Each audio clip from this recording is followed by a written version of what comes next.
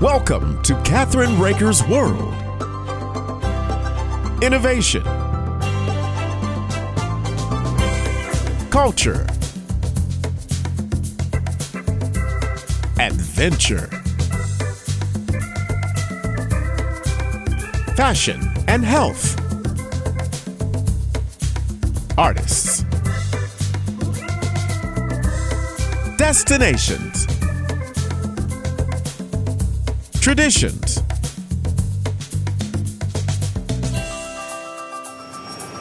This is Kathryn Raaker's World. This is Kathryn Raaker of Kathryn Raaker's World, our syndicated TV show, and our syndicated radio show, Let's Just Talk.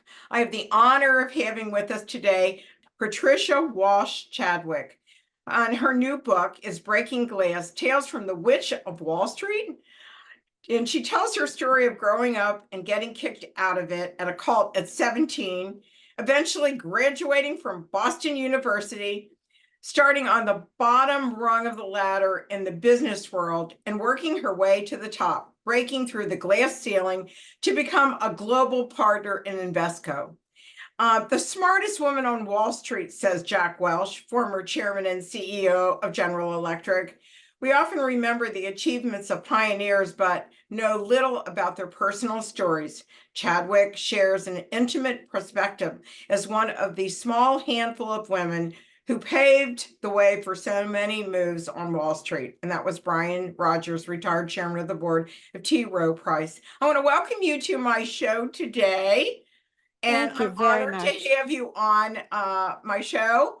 I actually have my own broadcasting, and I know what you're talking about, breaking through the glass ceiling, not quite like yourself, but I understand it, believe me. I want to welcome you to my show.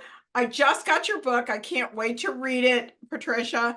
You know, some of the questions I'd like to ask you are, how Breaking Glass is a follow-up of your earlier memoir, Little Sister, in which she describes her childhood in the Catholic cult-like group called the Center. What do you mean by that? Do you mind telling me? Sure. So I was born in 1948 into a Catholic community. And it was a group of highly educated people. It was in Cambridge, Massachusetts, which is kind of a center of learning. And within a few years, that group had become ostracized in a way from the Catholic Church and was ultimately excommunicated.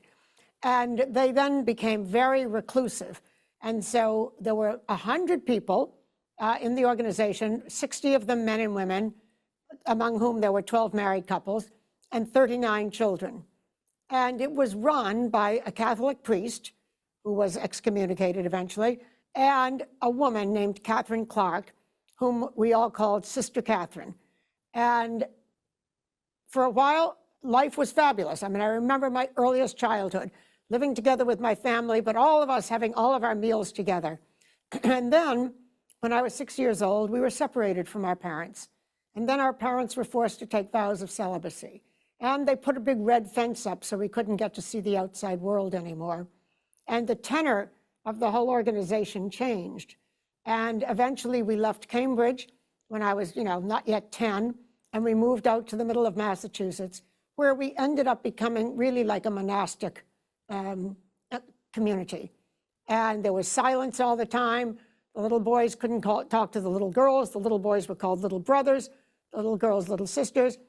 We couldn't talk to our parents. Our parents, all the grown-ups had their names changed, and everybody was sister or brother. So my parents were Brother James Aloysius and Sister Elizabeth Ann. I was never allowed to call them mother or dad. We were schooled within our environment. We never saw television. We never listened to the radio. I never held a piece of money in my hand. I never, went to a supermarket.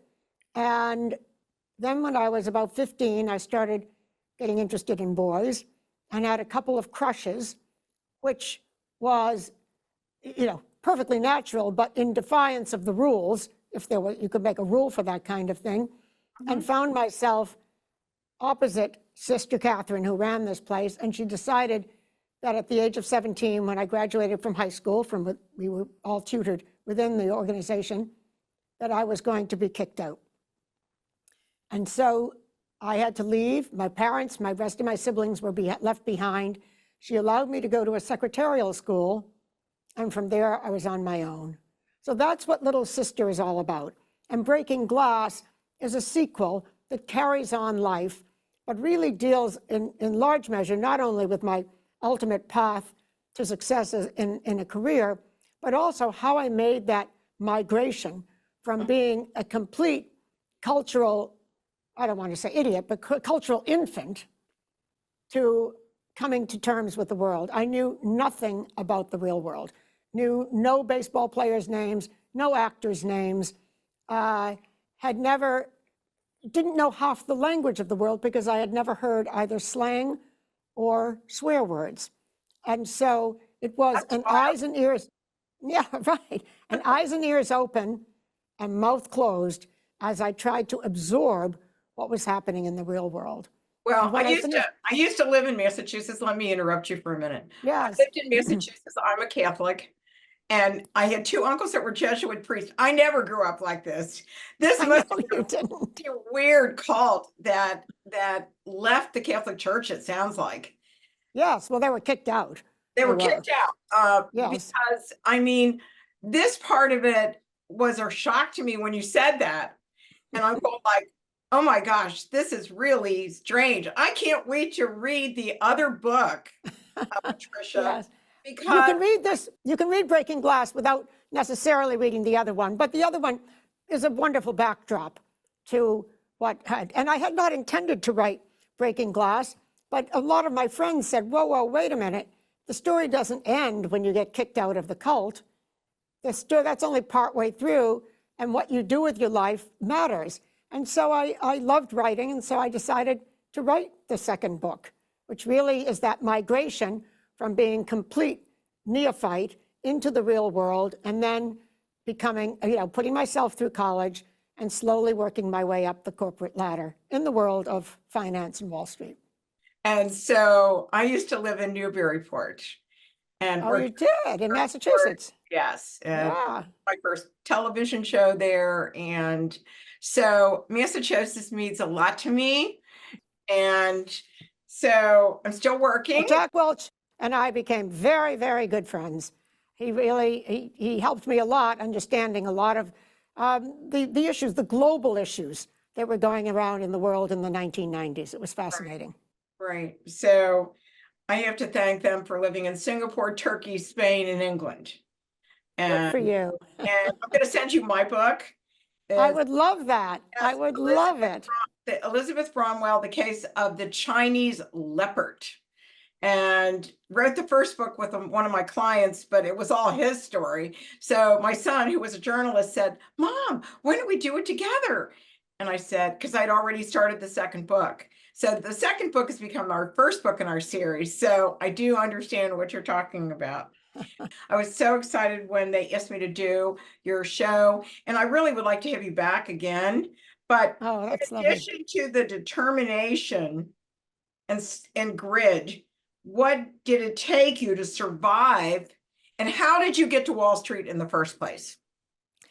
So once I had my little certificate that said I could type and I could take shorthand, I went to an agency, an employment agency on Newbury Street in Boston, and said, I have these credentials and I would like a job.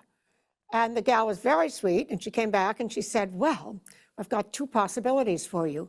One is with the Atlantic Monthly, which is what the Atlantic was called back then, and I knew their headquarters were right there on Newbury Street. And the other is with Ladenburg Thalmann, a brokerage firm in downtown Boston. And that interview was the first one, the Ladenburg Thalmann one.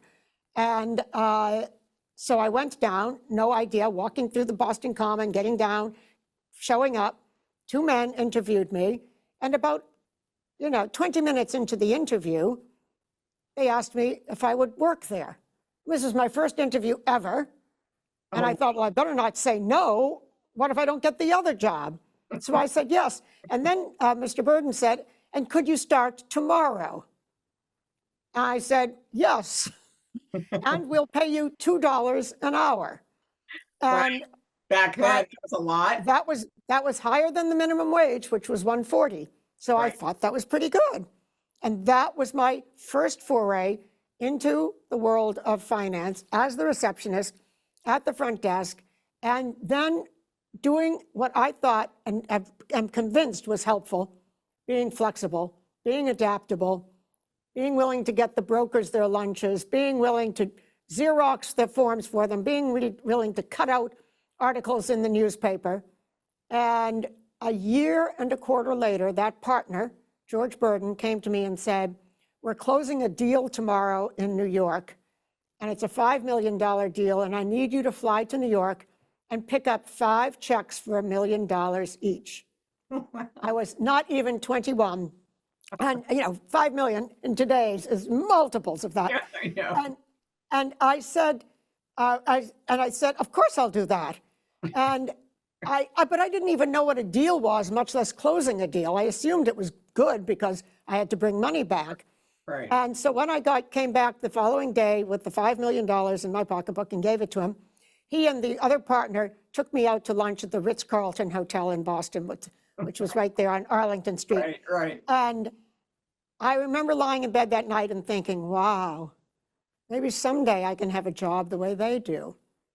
And from there, I just worked hard, was putting myself through college at nighttime, and that took 9 years. But each one was a little step along the way. And my book, which is called Tales, is meant to be not telling how to do it, but just showing one woman's way of getting to where she never thought she'd be, didn't plan for, but as it kept unfolding, was getting more and more intrigued and loving it. How did you build the courage to enter the world of finance, predominantly male, and with women making up less than 12% of the portfolio managers? How did that feel? Well, I knew that it was very much a male world, but I started at such a low level that it didn't feel as though I was in that male world. And it was little step by little step. I did have a very, very good friend in Boston. Her name was Susan, and she was the head trader for a fund firm. And she and I were the closest of friends. And I admired her. She was 4 years or so older than I, and had never led the crazy life I did. She had been to, Spain and Paris and Rome and London, a few times around. I had yet to step my foot outside of the United States. Mm-hmm. And so we then went off to Europe together. I mean, I was very much getting into, being a normal person and not worrying about what I said and what people would discover. But I never told anybody about my childhood. Never, never, never.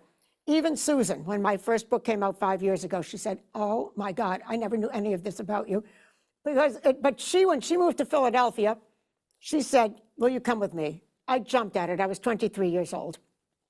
I went to Boston University where I was enrolled and taking all my courses at night.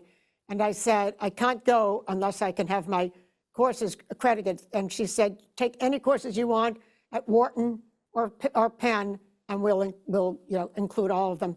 And so then I went down to Philadelphia with her, which was a great experience. And I worked then as a statistician for 4 analysts, or 6 analysts actually. But so it was very much little bit by little bit. But I think one of the most important things that I try to write about in the book is the mentors that I had, all of whom were men, not surprisingly, because it was a field where there weren't very many women. But every one of them played a very significant role. As I said, I dedicated the book to them and to mentors around the world. And I think that having great mentors is a very important role for people to play. And as a young person, you should seek mentors. And if they're not willing to spend the time with you, then they're not a mentor. As I say, there's no such thing as a bad mentor. They're either a mentor or they're not. And I so benefited from the time that people would give me. But the other important thing I found is you have to ask questions. If you don't know, ask. And people who are of goodwill will help you. And so it was a long process, but by the time it was 1975, I was living in Manhattan. and coming to Manhattan through a guy that, again, is one of my mentors. I only worked for him for about 6 weeks. And I was being laid off after 6 weeks because the firm was being acquired. And I walked into him and said, is it last in, first out, which is an accounting term generally referring to inventory. And he said, I'm afraid so. And I was just so upset. And a few minutes later, maybe half an hour later, he came into my office and he said, I can't get you a job, but I've got you an interview. Now it's all up to you. And I went down to New York and had an interview the next day with a research boutique in Manhattan and was offered the job. And I went back to Stu Harvey was his name, and I said, I was offered the job. I think he already knew it because he obviously knew the people. And I said, I've just moved back to Boston from Philadelphia. What am I going to do? And this is a man I knew for truly 6 or 8 weeks. He looked me in the eye and he said, do you want to make it big in this world? I said, yes. He said, go to New York. And I upped and left Boston after 2 months and moved to New York and never looked back. Are you still in the game? Are you still working on Wall Street? No, I'm not, because and the part of the story is that I had my children late. I got married in my late 30s, and didn't really. My husband already had children, and they were all teenagers. And by the time I turned 40, I knew I had to tell him I really want children, and he wasn't anticipating that. But it was a wonderful story. And ultimately, I had my children at the age of 45. I had twins.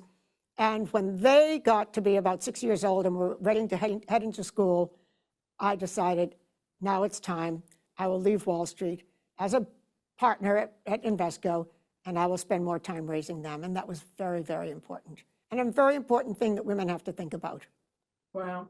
I'm so excited about having you, and I'm so honored to be in the club, in a sense. And seriously, it was scary, but you know what? Men were easy for me to work with because I had 5 brothers. Oh, good for you. I have 3 sisters. But thank you. I loved sharing my story with you. It was great. And I can't wait to read your book. I will talk to your publisher or publicist, and I will get your address and I will send it to you. And this will be airing next week or the following week on our show and all of our television and radio shows. And I can't thank you how honored I was to have you on our show. And thank you very much. I'm pretty excited. I loved Massachusetts and loved that whole arena and I'm still working. And I'm going to work until I'm 100. I don't care because you have to love what you do. Me too. I totally agree. Thank you so much. Thank you so much, Patricia. And is there a follow-up book after this one? There may be. There may be. Are you doing an audio book as well? Yes, I have read this book, and it will be out in just in a couple of weeks. The book comes out next week, and the audio, but my website will share a lot about the book, which is just patriciachadwick.com. Okay. And the last question I have before I say goodbye is, why did they call you the Witch of Wall Street? Because the characteristics that I had that are admired in a man give a woman the name of witch. That's all I can say. I was hard driving, and that's what somebody called me, but I love it. I love it. Well, that's wonderful. And I want to thank you so much. Take care and have a wonderful weekend. Thank you so much, Patricia. Okay. Don't go.